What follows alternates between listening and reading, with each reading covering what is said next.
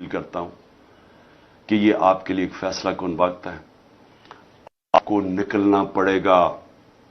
آپ اگر نکلیں گے نہیں تو یہاں مجھے افسوس سے کہنا پڑتا ہے کہ یہاں یہ ملک آپ کے رہنے کے قابل نہیں رہ جائے گا. اس وقت 9 لاکھ پروفیشنلز ملک چھوڑ کے چلے گئے ہیں صرف اس لیے کہ ان کی امید چلی گئی ہے پاکستان سے. ہمارا جو شوکت خانم اسپیشلسٹ ہاسپٹل ہے، کیونکہ کینسر کے اسپیشلسٹ ہاسپٹل میں بڑی مشکل سے آپ کو وہ ڈاکٹرز ملتے ہیں، کیونکہ ان کی دنیا میں بڑی ڈیمانڈ ہے. وہ کہیں بھی جائیں گے 3-4 گنا زیادہ تنخواہ کے اوپر وہاں ان کو نوکریاں مل جاتی ہیں، تو ان کو رکھنا ویسے مشکل ہوتا ہے. 10% کنسلٹنٹس نے کہا یا چلے گئے یا وہ جانے والے ہیں کیونکہ امید چھوڑ بیٹھے ہیں. تو میں آپ سب کو کہتا ہوں کہ آپ نے باہر تو نہیں جانا نا، ہم نے تو یہی رہنا ہے. اس لیے ہم نے اپنے ملک کے لیے لڑنا ہے، ہم نے اپنے حقوق کے لیے لڑنا ہے، ہم نے اپنے سپریم کورٹ کے ساتھ کھڑے ہونا ہے، ہم نے اپنے آئین کے ساتھ کھڑے ہونا ہے اور اپنے ملک کو بچانا ہے. کل 4 شہروں کے اندر ہم ریلیز کر رہے ہیں. لاہور میں خود نکل رہا ہوں، کل ریلی کروں گا انشاءاللہ. اسلام آباد میں، پنڈی میں اور پشاور میں. لاہور اور پشاور میں اس لیے کیونکہ یہ دونوں کیپٹل ہیں پنجاب کے اور کے پی کے. ہم اس لیے ریلی نکال رہے ہیں کہ یہاں کے لوگوں کے ان کو ڈس انفرینچائز کر دیا ہے، یعنی ان کو حکومت اوپر وہ بٹھا دیے جو لوگوں کی منتخب کی ہوئی نہیں ہے، اور یہ اکتوبر تک ان کو بٹھانا چاہتے ہیں. اس لیے آپ کو نکلنا ہے ان ریلیز کے اندر. لیکن ہر کوئی ریلی پہ نہیں آ سکتا، تو میں نے ایک اور سارے پاکستان کے لیے اب اپیل کر رہا ہوں. ہم آپ کو پوائنٹس دیں گے سارے پاکستان میں. آپ نے صرف اپنے گھر سے نکل کے 5:30 اور 6:30 کے درمیان، میں صرف آپ کو یہ کہتا ہوں کہ اپنے گھر سے باہر نکلیں، اور وہ آپ کی یونین کاؤنسل کے اندر ہم ہر جگہ منتخب کر رہے ہیں، آپ نے وہاں نکلنا ہے. 1 گھنٹہ کھڑے ہو کے یہ کہنا ہے کہ ہم اپنے آئین کے ساتھ کھڑے ہیں، ہم اس ملک کے سپریم کورٹ اور چیف جسٹس کے ساتھ کھڑے ہیں. اصل میں آپ اپنے بچوں کے مستقبل کے لیے نکلیں گے، کیونکہ اس ملک کا کوئی مستقبل نہیں ہے جہاں آئین بھی ختم ہو جائے اور جہاں قانون ختم ہو جائے اور جہاں آپ کا سپریم کورٹ ختم ہو جائے، اس کا کوئی مستقبل نہیں ہے. تو آپ نے صرف ایک پیغام دینا ہے اس ملک کے سارے اداروں کو جو خفیہ کام کرتے ہیں پیچھے بیٹھ کے، جو ہینڈلرز ہیں اور یہ جو پی ڈی ایم کے لوگوں کو، ان سب کو میسج دینی ہے کہ قوم اس ملک میں یہ برداشت نہیں کرے گی کہ آپ یہاں کہیں کہ جناب ہم گورنمنٹ مانتی نہیں ہے سپریم کورٹ کا فیصلہ اور آئین کو نہیں مانتی. قوم کھڑی ہے اس چیف جسٹس کے ساتھ جو آئین کے ساتھ کھڑا ہے. اور آپ کو میں سب آج پھر سے کہہ رہا ہوں، آپ نے اپنے گھروں سے باہر نکل کے، ہم نے بتایا ہوا ہے کہ کون کون سے سینٹر ہیں، مثلا زمان پاک ہے. یہاں سارے لوگوں کو میں کہہ رہا ہوں کہ آپ نکل کے زمان پاک میں 1 گھنٹہ کھڑے ہو جائیں، پلیکارڈ خود لکھ لیں کہ ہم اپنے آئین اور اپنے قانون اور اپنے چیف جسٹس کے ساتھ کھڑے ہیں. صرف یہ میں آپ سے یہ کہتا ہوں. اور ہم 4 ریلیز بھی نکالیں گے، اور انشاءاللہ سارے پاکستان نے ایک پیغام دینا ہے ان کو، یہ جو پاور میں بیٹھے ہوئے، جو پاور نہیں چھوڑنا چاہتے اور جو ان کے پیچھے بیٹھے ہیں، کہ قوم کدھر کھڑی ہے. اور یہ میں اس لیے آپ سب کو کہہ رہا ہوں کیونکہ یہ ہمارا مستقبل داؤ پہ ہے. ہم کوئی سارے باہر نہیں ملک سے جا سکتے، ہم نے یہیں بیٹھ کے اپنے ملک کے مستقبل کے لیے اور اپنے بچوں کے مستقبل کے لیے، ہم نے اپنے حقوق کے لیے، اپنی حقیقی آزادی کے لیے یہیں بیٹھ کے جنگ لڑنی ہے. جو ہماری آئین کی دھجیاں اڑانے والی تیاریاں ہوئی ہیں پاکستان میں، جو اس ملک کے قانون اور رول آف لا کو پیروں کے اندر روندنے کی تیاری ہو رہی ہے، جو آ گئی پاکستانیوں کے فنڈامنٹل رائٹس کی. ہر روز ہمارے فنڈامنٹل رائٹس لیے جاتے ہیں ہمارے سے، ان کی قدر نہیں کی جاتی. بلکہ ایسے پاکستان میں حالات میں نے تو اپنی زندگی میں نہیں دیکھے جدھر طاقتور جو چاہے کر سکتا ہے، جو پیچھے سے ایک بند کمروں میں وہ فیصلے کرتے ہیں، وہ جو حکم کرتے ہیں، وہ جو مرضی اس ملک میں آپ کرنا چاہے کر سکتے ہیں. اور کسی قسم کی اگر ہماری ملک میں بچت ہو رہی ہے، میری پارٹی اور میں اپنی طرف سے کہنا چاہتا ہوں کہ اگر ہماری بچت ہوتی ہے تو وہ بس ایک چیز رہ گئی ہے پاکستان میں، وہ ہے ہماری عدلیہ. اور میں مجھے تو بڑی دیر کا ابھی تک جیلوں میں ڈال چکے ہوتے ہیں, ایک جیل سے دوسرے جیل میں, جس طرح علی امین کو کیا ہے. تو اگر ہماری عدالتیں نہ ہوتی تو مجھے تو انہوں نے 140 یا 145 کیسز کر چکے ہیں, جس میں کرمنل کیسز ہیں, جس میں دہشت گردی کے کیسز ہیں, جس میں ایک کے اوپر میرے اوپر ایف آئی آر کاٹی گئی ہے غداری کی, پاکستان سے غداری کی, کیونکہ میں نے ڈرٹی ہیری کی توہین کر دی ہے, جس پہ میرے اوپر مذہب کی توہین کا کیس کر دیا ہے گورنمنٹ نے, کہ شہباز شریف کو کئی لوگوں نے یا ان کو کہیں آوازیں لگا دی مدینہ میں, تو اس میں میرے اوپر کیسے توہین مذہب لگ گیا. تو یہ ہو رہا ہے آج. میرے گھر کے اوپر حملے ہوئے ہیں, 24 گھنٹے میرے گھر کے اوپر حملہ کیا گیا, یعنی کوئی اس کی مثال ہی نہیں ہے کسی جمہوریت کے اندر جو ہوا ہے میرے ساتھ, اور پھر گولیاں قتل کرنے کا کیس. لیکن میرا چھوڑیں, مجھے تو 2 دفعہ قتل کرنے کے کیس تھا, ایک دفعہ وزیر آباد اور ایک دفعہ جوڈیشل کمپلیکس اسلام آباد میں. لیکن میں بات کر رہا ہوں جو میرے لوگوں سے ہو رہا ہے یہاں.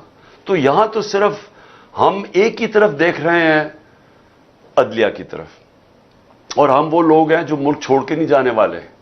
جو پہلے کیا ہوتا تھا کہ جیسی اپوزیشن میں آتا تھا, جب کیس شروع ہوتے تھے تو وہ ایک دم اپنے جدھر ان کے پیسے اور سب کچھ پڑا ہوا ہے وہ باہر بھاگ جاتے تھے, اور باہر رہتے تھے جب تک این آر او نہیں ملتا تھا, تب تک واپس نہیں آتے تھے. تو ہم نے تو یہاں جینا مرنا ہے, ہم نے تو یہی, ہمارا یہ ملک ہے.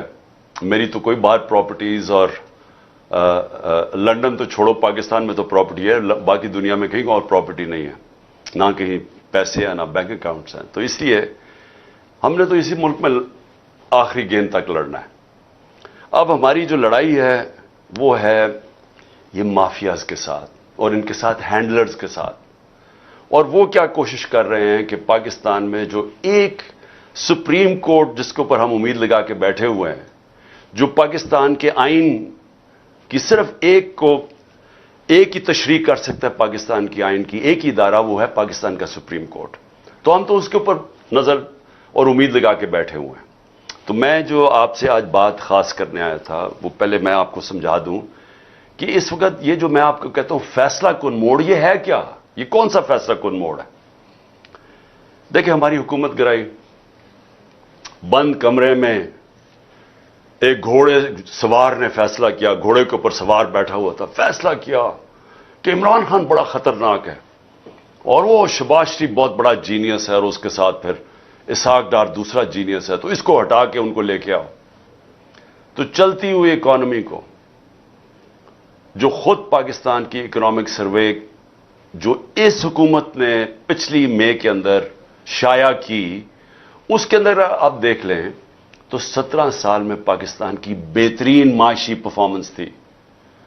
کرونا کے 2 سال, اتنی بڑی وبا, دنیا کا کرائسس, دنیا نے مانا کہ پاکستان وہ ان 3 ملکوں میں سے تھا جس نے سب سے بہترین طریقے سے اتنے بڑے کرائسس کو ہینڈل کیا. یہ دنیا نے مانا ہے, world economic forum, world health organization. آپ امریکہ کا جو پچھلا فائنانس سیکٹری تھا جو ٹرمپ کے زمانے میں, اس نے کہا, یا اس سے ٹرمپ سے پہلے پریزیڈنٹ کے زمانے, اس نے کہا کہ اگر امریکہ پاکستان کی طریقہ پہ چل پڑتا جس طرح پاکستان نے اس وبا کا مقابلہ کیا ہے, تو پتہ نہیں کتنا 10,000 ارب ڈالر کا امریکہ کا بچ جانا تھا. سو ہم اپنی بات نہیں کر رہے, دنیا نے اکنالج کیا, ہمارا جو احساس پروگرام دنیا نے اکنالج کیا کہ جس طرح ہم نے اپنے لوگوں کو بچایا, جو کیونکہ کرونا کے لاک ڈاؤن سے نچلا طبقہ پس گیا, غربت ساری دنیا میں بڑھ گئی. تو پاکستان کی مثال دی جاتی تھی جس طرح ہم نے احساس پروگرام سے, اور اپنے پھر اسٹیٹ بینک نے بھی کیسے ہم نے اپنی انڈسٹری کو بچایا, اپنے لوگوں کو بچایا. تو یہ تو دنیا نے اکنالج کیا ہے. اب ہمیں ہٹایا جاتا ہے. ہر چیز ریکارڈ پہ تھی, ایکسپورٹس, ریمیٹنسز یعنی آمدنی, ڈالر کی آمدنی ریکارڈ پہ تھی, ہمارے ٹیکس کلیکشن ریکارڈ تھا, ہماری انڈسٹری 17 سال کے بعد 10% پہ لارج سکیل مینوفیکچرنگ آگے بڑھ رہی تھی.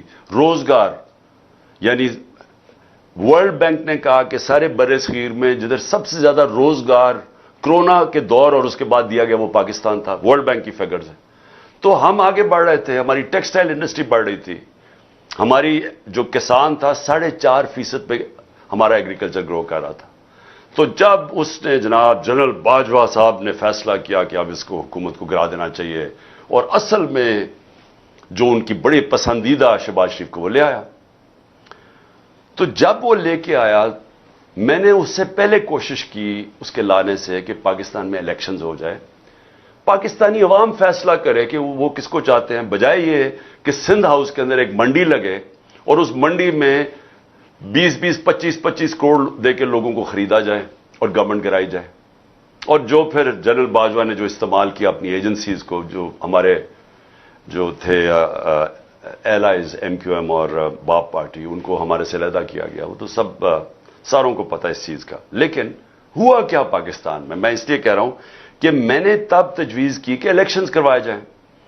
یہی سپریم کورٹ کے ججز کو، جن کو برا بھلا یہ نون لیگ کہہ رہی ہے اور ان کی نیچے گر کے ان کے خاندانوں کے اوپر جو گند اچھال رہی ہے، اسی سپریم کورٹ نے تب سو موٹو ایکشن لے کے ہماری گورنمنٹس انہوں نے بحال نہیں، الیکشنز انہوں نے مسترد کر دیے اور انہوں نے اس کو شہباز شریف کو بحال کروا دیا. مجھے تکلیف ہوئی، 12 بجے عدالتیں کھلنے کی مجھے تکلیف ہوئی، بہت ہوئی. لیکن ایک دفعہ بتائیں کہ میں نے سپریم کورٹ کی ججز کی کسی کی تنقید کی ہو، ہم نے قبول کر لیا فیصلہ. لیکن یہ دیکھ لیں کہ اس کے بعد ہوا کیا پاکستان سے. اب 1 سال ہو گیا ہے، اب سب کے پاس اب 1 سال کا ریکارڈ آ گیا. میں تب بھی کہتا گیا، بار بار میں کہتا گیا کہ دیکھیں یہ لوگ نہیں سنبھال سکیں گے، کیونکہ میں ان کو 40 سال سے جانتا ہوں. میں نے دیکھا ہے ان کو، پاکستان کو.